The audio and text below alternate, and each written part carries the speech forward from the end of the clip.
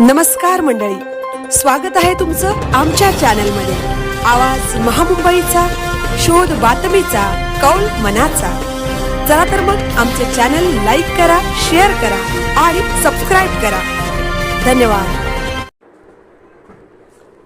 लोणेर येथील लॉजमध्ये तरुणीची निर्घुण हत्या, रक्ताच्या थारोळ्यात आढळला मृतदेह।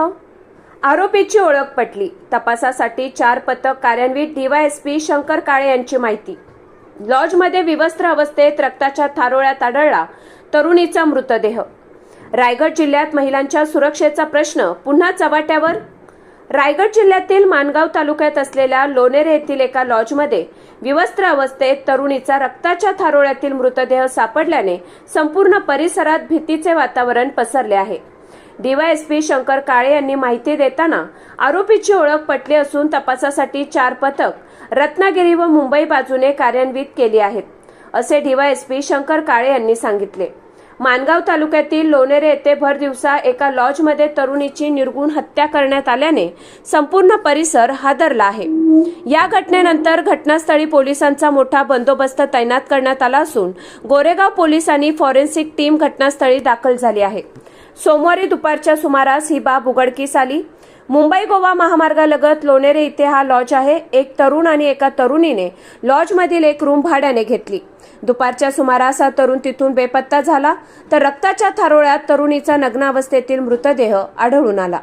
या तरुणीच्या मृतदेहाची ओळख पटवण्याचे काम सुरू असून या हत्याकांडातील संशयित फरार असल्याची प्राथमिक माहिती समोर येत आहे। पोलिसांनी पंचनामा करून मृतदेह पुढील कार्यवाहीसाठी पाठवला आहे। दरम्यान या घटनेनंतर पोलिसांनी तपासाची सूत्रे हलवली आहेत। पोलिसांनी याबाबत लॉजच्या मालकाकडे चौकशी सुरू केली आहे।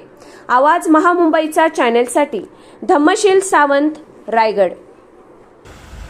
गोरेगाव पोलीस स्टेशनच्या आधीमध्ये लोणेऱ्यामध्ये एक ओंकार लॉज आहे। त्या लॉजमध्ये एक महिला रक्ताच्या थारोळ्यामध्ये मृत अवस्थेत पडलेली दिसली। त्यावरून पोलीस हेड कॉन्स्टेबल चव्हाण यांनी केलेल्या तक्रारीवरून गोरेगाव पोलीस स्टेशनमध्ये खुनाचा त्याचप्रमाणे लैंगिक अत्याचाराचा गुन्हा दाखल करण्यात आलेला आहे। आरोपीची ओळख पटलेली आहे। आरोपीला शोधण्यासाठी रत्नागिरी त्याचप्रमाणे मुंबई बाजूला पोलिसांची 4 पथकं ऑलरेडी कार्यरत आहे। या गुन्ह्यामध्ये आतापर्यंत आरोपीच्या विरुद्ध खूपसा टेक्निकल एव्हिडन्स कलेक्ट झालेला आहे। मृत महिलेची ओळख पटलेली आहे। तिला तिच्या शरीराचा इन्क्वेस्ट पंचनामा करून नंतर पोस्टमॉर्टम करण्यात आलेला आहे।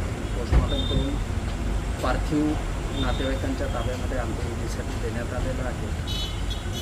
पोलीस पुढील तपास करतायत। आरोपीला काही तासांमध्ये सर हिंदी